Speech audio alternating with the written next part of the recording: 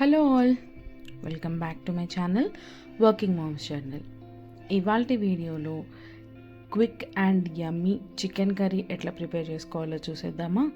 Bachelors కూడా ఈ procedure follow అయ్యి ఈజీగా చికెన్ కర్రీ అనేది ప్రిపేర్ చేసుకోవచ్చండి. సో మన కిచెన్లో దొరికే ఇంగ్రీడియంట్స్తోని సింపుల్ అండ్ ఈజీ వేలో చికెన్ కర్రీ ఎట్లా ప్రిపేర్ చేసుకోవాలో చూసేద్దాం. ఫస్ట్ దానికోసం కడాయిలో ఆయిల్ వేసుకొని స్టవ్ ఆన్ చేసుకొని ఆయిల్ కాగాక కొద్దిగా హ్యాండ్ఫుల్ ఆఫ్ మింట్ లీవ్స్ అంటే పుదీనా వేసేసుకొని అవి కొంచెం ఫ్రై అయ్యాక కట్ చేసి పెట్టుకున్న ఆనియన్ వేసేసుకోండి. చిన్నగా కట్ చేసుకోండి. ఆనియన్స్ గ్రేవీకి మంచిగా అనిపిస్తాయి. పెద్దగా ఉంటే ఆనియన్ కనబడుతుంటే అంత బాగోదు. సో ఆనియన్స్ ఫ్రై అవ్వడానికి నేను కొద్దిగా సాల్ట్ వేసేసి కలుపుకుంటున్నాను. సో అట్లా కలిపి మూత పెట్టేశాను సో దట్ ఆనియన్స్ మంచిగా మగ్గిపోతాయి.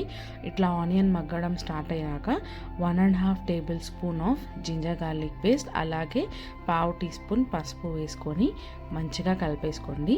ఇవి ఫ్రై అయ్యాక మనం కడిగి పెట్టుకున్న చికెన్ అయితే ఇందులోకి వేసేసుకోండి. ఇక్కడ నేను ఒక 750 గ్రామ్స్ ఆఫ్ చికెన్ యూజ్ చేస్తున్నాను.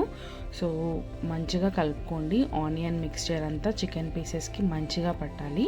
సో ఇది కలిపేసుకున్నాక కొద్దిసేపు మూత పెట్టేసుకోండి సిమ్లో. సో దట్ చికెన్లోంచి వాటర్ అంతా వచ్చి చికెన్ మంచిగా కుక్ అవుతుంది. అలాగే ఆ జ్యూసెస్ అన్నీ ఈచ్ అండ్ ఎవ్రీ పీస్కి పట్టాలి. సో అట్లా కలుపుకొని అందులోకి 3.5 టేబుల్ స్పూన్స్ ఆఫ్ కారం వేసుకుంటున్నాను నేను ఇక్కడ 750 గ్రామ్స్ ఆఫ్ చికెన్కి.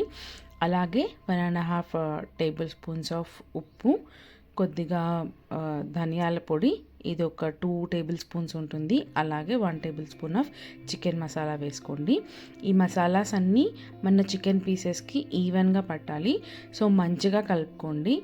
కలిపేసి కాసేపు మూత పెట్టుకుంటే ఏంటంటే మనం వేసుకున్న మసాలాస్ అన్నీ మన చికెన్ పీసెస్కి మంచిగా పడతాయి. సో అట్లా కొంచెం ఉప్పు కారం ఆ పీసెస్కి పట్టాయి అనిపించాక కొద్దిగా కొబ్బరి పొడి, అలాగే క్రష్డ్ కసూరి మేతి అయితే వేసుకుంటున్నాను. వేసుకొని ఒక్కసారి కలుపుకొని మళ్ళీ ఒక 2 మినిట్స్ అయితే మూత పెట్టేసుకోండి సిమ్లో పెట్టుకొని. సో దట్ కొబ్బరి పొడి ఫ్లేవర్ అంతా కూడా చికెన్కి బాగా పట్టేస్తుంది. సో ఈ పాయింట్లో నేనైతే ఒక టీ గ్లాస్ తీసుకొని అలా 3 గ్లాసెస్ ఆఫ్ వాటర్ వేసుకున్నాను నాకు కావాల్సిన గ్రేవీకి తగ్గట్టు. సో ఇట్లా మంచిగా పీసెస్ అన్నీ వాటర్లో మునిగే వరకు మంచిగా కలుపుకోండి. సో నేనైతే ఇక్కడ నాకు కావాల్సిన గ్రేవీ కన్సిస్టెన్సీ ఇక్కడ వచ్చేసింది. సో చెక్ చేసుకుంటున్నాను పీస్ ఉడికిందా లేదని. సూపర్గా కుక్ అయిపోయింది. ఇది డిష్ అవుట్ చేసుకొని మనం సర్వ్ చేసుకోవడమే. యమ్మీగా ఉంటుంది. గ్రేవీ కూడా తగినట్టు ఉంటుంది. రైస్లోకి పప్పుచారు వేసుకొని ఈ చికెన్ కర్రీతో తిన్నామంటే మీల్స్ ఫుల్గా లాగిచ్చేసేయచ్చు.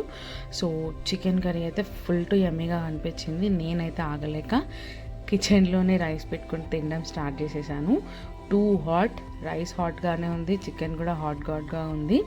సో నేనైతే టేస్టింగ్ చేస్తున్నాను అనమాట ఇక్కడ. చాలా అంటే చాలా యమ్మీగా ఉంది. ఒకసారి మీరు కూడా ఈ రెసిపీ ట్రై చేయండి. చాలా ఈజీగా అయిపోతుంది. పెద్ద మసాలాస్ అవన్నీ కూడా ఏం లేకుండా ఈజీగా అయిపోతుంది. ఒకసారి ఈ రెసిపీ ట్రై చేసి మీకు ఎట్లా అనిపించింది టేస్ట్ అనేది నాతో కామెంట్ సెక్షన్లో షేర్ చేసుకోండి. అలాగే వీడియో నచ్చితే లైక్ చేసి ఛానల్కి సబ్స్క్రైబ్ చేసుకోండి. బాయ్.